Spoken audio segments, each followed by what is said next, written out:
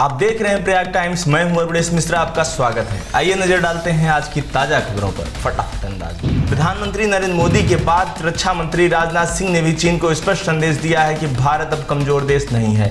शुक्रवार को लद्दाख पहुंचे राजनाथ ने कहा कि दुनिया की कोई भी ताकत और हमारी एक इंच जमीन को छू भी नहीं सकती है। हमारे स्वाभिमान से समझौता भी किसी कीमत पे नहीं किया जा सकता। प्रधानमंत्री नरेंद्र मोदी ने शुक्रवार को संयुक्त राष्ट्र आर्थिक एवं सामाजिक परिषद को संबोधित करते हुए कोरोना महामारी के खिलाफ दुनिया को भारत के योगदान बताए। उन्होंने कहा कि मानव जाति के इस बड़े संकट के खिलाफ जंग को हमने जन अभियान बनाया। भारत ने 150 देशों को चिकित्सा एवं अन्य मदद पहुंचाई। उन्होंने कहा संकट की इस घड़ी में भारत अपने पड़ोसियों की मदद के लिए सबसे आगे खड़ा हुआ है। उन्होंने कहा कि हमने सार्क कोविड फंड बनाया है, जिस संयुक्त राष्ट्र संयुक्त परिषद में अस्थायी सदस्य बनने के बाद पीएम मोदी ने पहली बार यूएन को संबोधित कर रहे हैं। बंजनपुर जिले में कोरोना पॉजिटिव मरीजों की संख्या लगातार बढ़ती ही जा रही है। शुक्रवार को भी 7 नए संक्रमित मिले हैं। इनमें डिप्टी सीएम केशव प्रसाद मौर्य के बड़े भाई एवं बहनों भी शामिल हैं। इसी के साथ संक्रमितों की संख्या 275 हो गई है। हालांकि रिपोर्ट निगेटिव आने पर इनमें से 171 मरीजों को अस्पताल से छुट्टी भी दी जा चुकी है। उत्तर प्रदेश सरकार ने शुक्रवार को सुप्रीम कोर्ट में हलफनामा दाखिल कर कहा कि कानपुर में 8 पुलिसकर्मियों की हत्या के मुख्य आरोपी विकास दुबे की मुठभेड़ को फर्जी नहीं कहा जा सकता।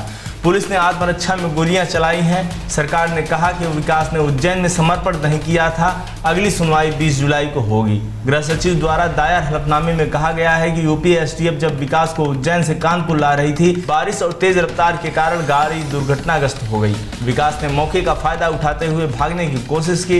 इस दौरान पुलिस वालों को भी गोलियां चलानी पड़ी। प्रयागराज जिले में कोरोना ने शुक्रवार को एक बार फिर नया रिकॉर्ड बनाया है। संक्रमितों की संख्या में अप्रत्याशित वृद्धि होते हुए 24 घंटे में कुल 67 नए मामले सामने आए हैं। स्वास्थ्य विभाग के आंकड़ों के मुताबिक 67 नए मामले सामने आने से कुल संक्रमितों की संख्या 819 पहुंच गई है, जबकि मरने वालों का आंकड़ा 32 हो गया है। शुक्रवार को भी धूमनगंज राजरूपपुर इलाके के एक बुजुर्ग की मौत हो गई, जबकि एक्टिव केसों की संख्या 280 है। प्रयागराज जिले में कोरोना संक्रमण के शुक्रवार को एक बुजुर्ग ने दम तोड़ दिया। उनका उपचार स्वरूप रानी नेहरू चिकित्सालय में चल रहा था। प्रशासन ने फाफा मोड़ स्थित घाट पर शव का अंतिम संस्कार कराया। जिले में एक और मौत होने से कोरोना से मरने वालों की संख्या 32 हो गई है। प्रयागराज में आवश्यक सेवाओं को छोड़कर शनिवार और रविवार को अन्य गतिविधियां ठप रहेंगी। सब्जी, दूध, दवा जैसी आवश्यक वस्तुओं की दुकानें खुली रहेंगी।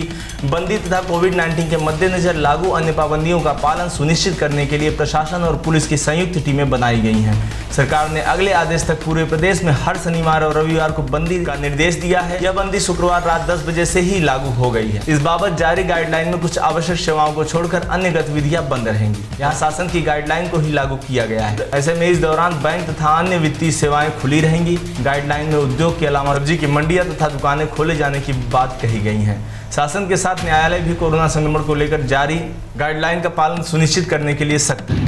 मत्स्य पालकों के लिए संचालित कई योजनाओं को लेकर शुक्रवार को मत्स्य निरीक्षक इरफान उल्लाह खान द्वारा जागरूक किया गया। बताया गया कि प्रधानमंत्री मत्स्य संपदा योजना के तहत कई ऐसी योजनाएं हैं जिसमें मत्स्य पालक को बड़ा मुनाफा मिलेगा। इस योजना में निजी भूमि में तालाब निर्माण, मत्स्य बीज रियरिंग यूनिट, मत्स्य बीज हैचरिंग की स्थापना, cycle with ice box, live fish wedding centre, fish kiosk आदि शामिल है, जिनका लाभ सीधे मत्स्य पालकों को ही मिलेगा।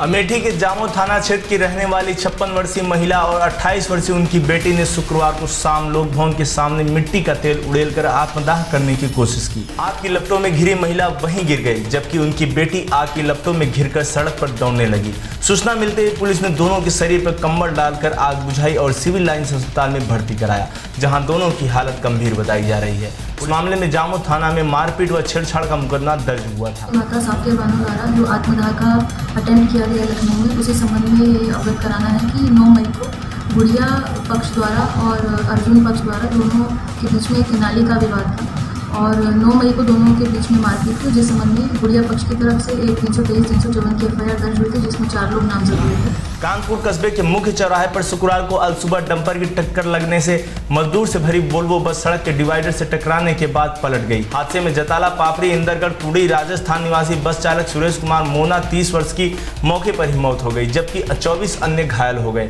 इनमें 6 की हालत गंभीर बनी हुई है। सीएससी से कानपुर रेफर किया गया है। हादसे का शिकार हुए लोग पावर प्लांट के मजदूर हैं, जो बलिया से कोटा राजस्थान जा रहे थे। बस में चालक और खलासी सहित कुल 40 लोग सवार थे। उनमें मजदूरों की संख्या 38 थी।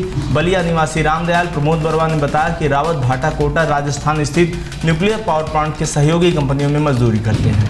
प्रदेश में शुक्रवार को 1733 नए कोरोना पॉजिटिव सामने आए हैं। नए मरीजों को मिलाकर अब प्रदेश में 16,445 एक्टिव केस हैं, जबकि 27,634 मरीजों को डिस्चार्ज किया जा चुका है। अपर मुख्य सचिव चिकित्सा स्वास्थ्य अमित मोहन प्रसाद ने बताया कि डोर टू डोर सर्वेक्षण का विशेष अभियान 15 जुलाई को समाप्त हो गया। इस विशेष अभियान में 1.75 लाख लोगों पर बुखार, खांसी, सांस लेने में तकलीफ के लक्षण मिले हैं।